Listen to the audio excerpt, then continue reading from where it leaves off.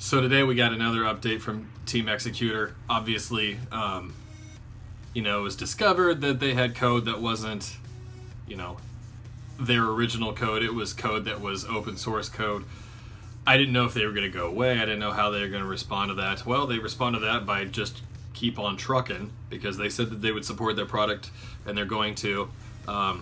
So that's where we're at currently. Today we're going to talk about what is new from Team Executor. So for the SXOS, now we have new layer FS support, something that sort of kind of exists already in custom firmware. They've implemented it into their operating system as well.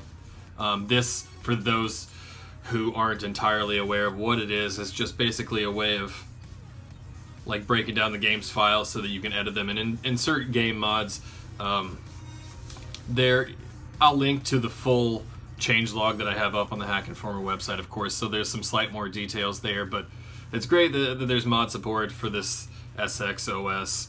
So if you have the Pro, or if you're just launching the payload yourself using your own method, layered FS support is there now.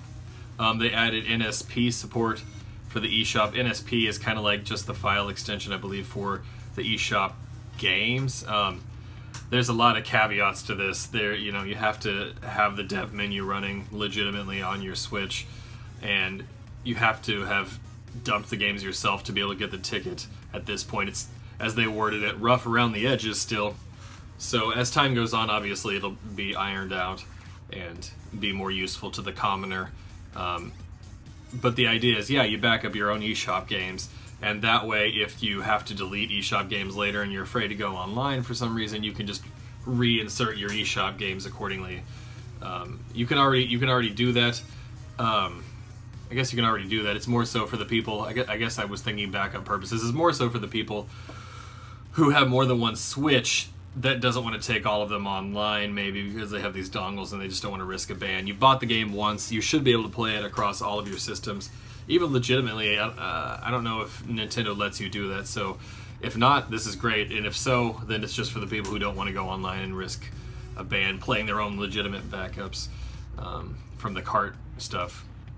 Then there's a low battery reconfiguration on boot up. That has something to do with the fact that if you were using Linux as like one of the other payloads, you would run into some battery desync issues, forcing you to reboot entirely.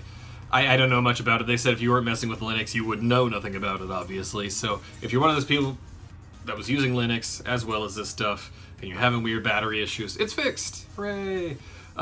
Or if you're one of those people that's going to use it, you can now use it knowing that you're not going to have any problems with battery. Second to last, if you're a Mac user, you already know that when you're dragging and dropping files and things of that nature, there's temporary, like nothing, 0 kilobyte files that are put on there, those temp files. But they still show up in, you know, in file system structures. They will no longer show up in your, you know, your game list when you open up the album app and you have all your games. You won't see those weird hibbity-dibbity copies anymore. So that's been fixed. And then the last thing, the part that's a little bit more taboo, is the password lock that was on the eMMC chip.